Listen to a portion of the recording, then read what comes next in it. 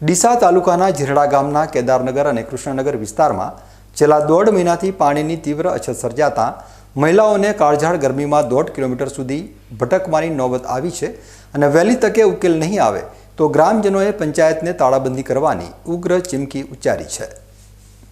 બનાસકાંઠા જિલ્લાના ડીસા તાલુકાનું ઝેરડા ગામ અત્યારે પાણીની ગંભીર કટોકટીનો સામનો કરી રહ્યું છે।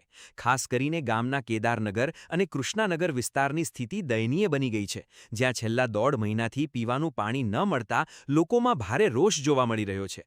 સ્થાનિક મહિલાઓ આ કાળઝાળ ગરમીમાં માથે બેડા લઈને પાણીની શોધમાં 1 થી 1.5 કિલોમીટર દૂર સુધી જવા મજબૂર બની છે। ગ્રામજનોનો આક્ષેપ છે કે આ કોઈ નવી સમસ્યા નથી। છેલ્લા 2 વર્ષથી તેમને ખારું અને ડહોળું પાણી આપવામાં આવી રહ્યું છે, જે પીવા લાયક બિલકુલ નથી। તંત્રની ઘોર બેદરકારીના કારણે લોકોને હવે પોતાના ઘરના વપરાશ અને પીવા માટે પણ બહારથી મિનરલ વોટરના કેન ખરીદવા પડી રહ્યા છે। ઉનાળાની શરૂઆત થઈ ગઈ હોવા છતાં વહીવટી તંત્ર દ્વારા પાણીની કોઈ વૈકલ્પિક વ્યવસ્થા કરવામાં આવી નથી, જેના કારણે ગ્રામજનોનો પારો 7મા આસમાને પહોંચ્યો છે। આ અંગે જ્યારે ગામના સરપંચ જેબરબેન રજિયાના પતિ પીરાભાઈ સાથે વાત કરવામાં આવી ત્યારે તેમણે જણાવ્યું કે પાણી માટેની કામગીરી હાલ ચાલુ છે અને જો ભવિષ્યમાં જરૂર જણાશે તો નવો બોર પણ બનાવવામાં આવશે। બીજી તરફ પાણી પુરવઠા વિભાગના અધિકારી એબી વાઘેલાએ લૂલો બચાવ કરતા એટલું જ કહ્યું કે અમે સંપ ભરી દીધો છે, પરંતુ વાસ્તવિકતા એ છે કે લાઈનો સુધી પાણી પહોંચતું જ નથી। તંત્રના આવા ઠાલા આશ્વાસનોથી કંટાળીને હવે ઝેરડા ગામના રહીશોએ આરપારની લડાઈ લડવાનો મૂડ બનાવી લીધો છે। લોકો સવાલ ઉઠાવી રહ્યા છે કે જો વર્ષોથી અહીં ખારું પાણી આવતું હતું તો પછી ઉનાળો બેસે તે પહેલાં જ તંત્ર દ્વારા નવો બોર કેમ મંજૂર ન કરાયો અને કેમ કોઈ આગોતરા પગલાં ન લેવાયા? હવે ગ્રામજનોએ સ્પષ્ટ શબ્દોમાં ચીમકી આપી દીધી છે કે જો વહેલી તકે આ પાણીની સમસ્યાનો કાયમી અને સંતોષકારક ઉકેલ લાવવામાં નહીં આવે તો તેઓ આગામી દિવસોમાં ગ્રામ પંચાયત કચેરીને તાળાબંધી કરશે અને ન્યાય મેળવવા માટે ઉગ્ર આંદોલન છેડશે।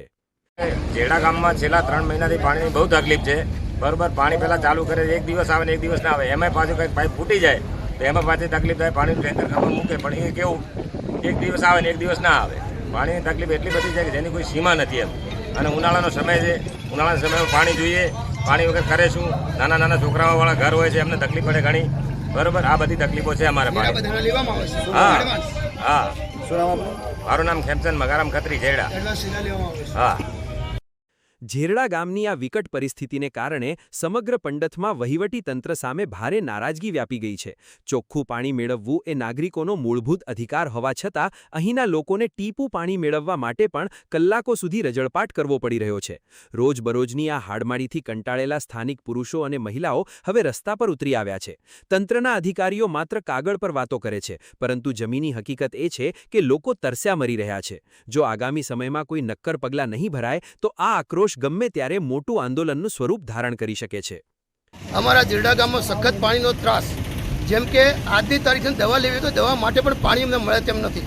આ તો ઠીક છે કે આજની તારીખની અંદર આપણે 2 પ્લાન્ટો અહીંયા મિનરલ મૂકેલા છે, એ લોકો પૈસાથી પાણી પૂરું કરે છે, પણ હાલ ઉનાળાની અંદર અમારે શું કરવું એમ?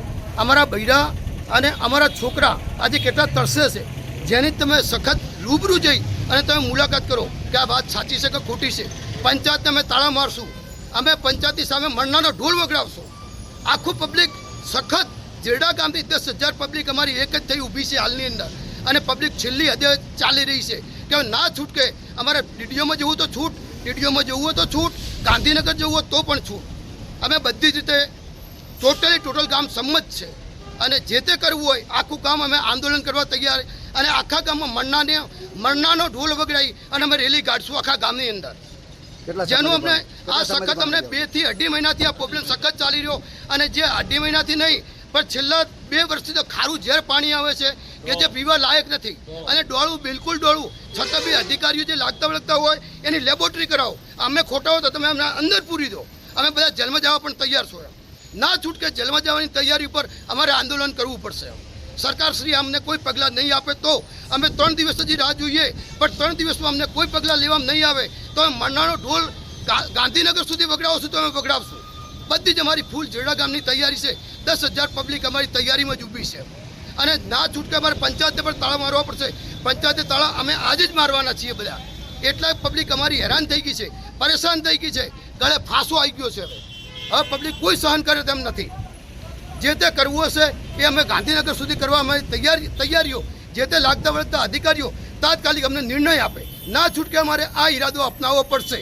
આ જે કીધું તે બધો ઈરાદો અમને કોઈ ન્યાય નહીં મળે તો અમારે ઈરાદો અપનાવવો પડશે. ઝેરડા ગામમાં સર્જાયેલી આ પાણીની આ ગંભીર સમસ્યા એ વાત સાબિત કરે છે કે સ્થાનિક તંત્ર ઉનાળા પૂર્વેની આયોજનબદ્ધ કામગીરી કરવામાં સંપૂર્ણપણે નિષ્ફળ નીવડ્યું છે. હવે જોવાનું એ રહેશે કે ગ્રામજનોની આ તાળાબંધી અને ઉગ્ર આંદોલનની ચીમકી બાદ ઘોર નિદ્રામાં પોઢેલું પાણી પુરવઠા વિભાગ અને પંચાયત તંત્ર જાગે છે કે પછી ગામ લોકોને પીવાના શુદ્ધ પાણી માટે હજુ વધુ સમય સુધી વલખા મારવા પડશે.